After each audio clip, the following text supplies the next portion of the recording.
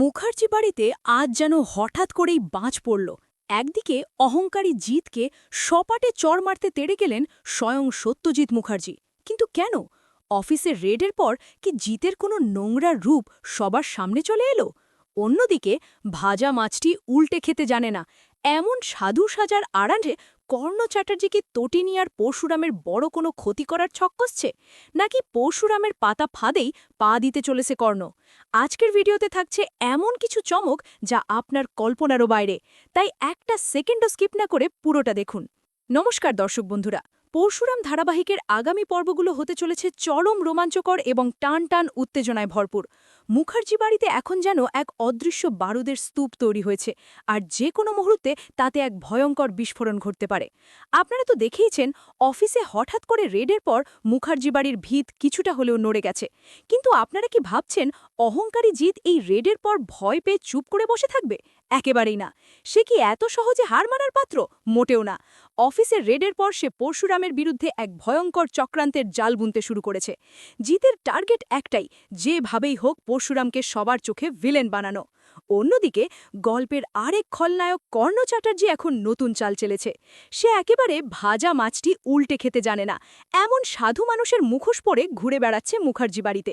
কিন্তু বন্ধুরা, এই ভালো মানুষ সাজার আড়ালে সে কি তটিনী আর পরশুরামে বড় কোনো ক্ষতি করার ছক কষছে?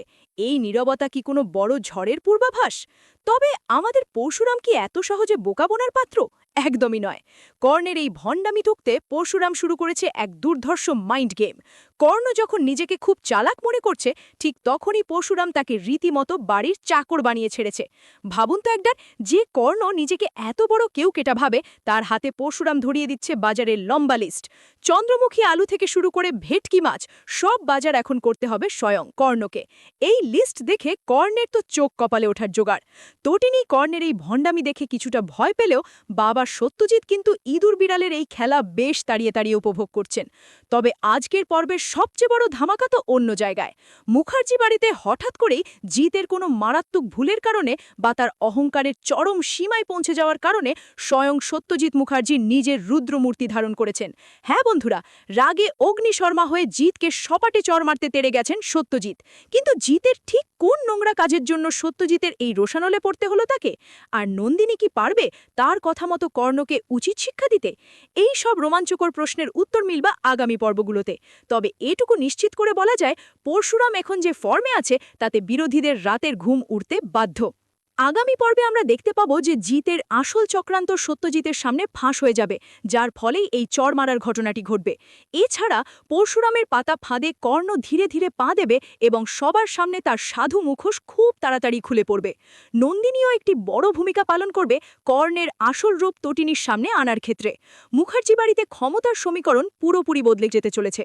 আপনাদের কি মনে হয়, সত্যজিৎ মুখার্জি কি সত্যিই জিতকে চড়টা মারবেন, নাকি কেউ তাকে আটকে দেবে? পরশুরাম যেভাবে কর্ণকে বাজারের লিস্ট ধরিয়ে নাকানি চুবাড়ি খাওয়াচ্ছে, এই সিনটা আপনাদের কেমন লেগেছে? কর্ণের আসল উদ্দেশ্য যখন ফাঁস হবে, তখন মুখার্জি বাড়ি থেকে কি তাকে ঘাড় ধাক্কা দিয়ে বের করে দেওয়া হবে?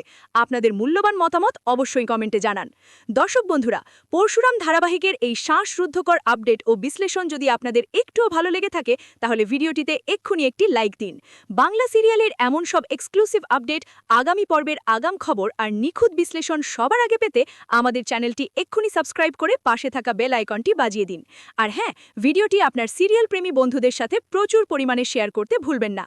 আপনাদের এক একটি লাইক ও কমেন্ট আমাদের নতুন ভিডিও বানানোর অনেক বড় প্রেরণা। সবাই খুব ভালো থাকবেন, সুস্থ থাকবেন। দেখা হচ্ছে পরের ভিডিওতে।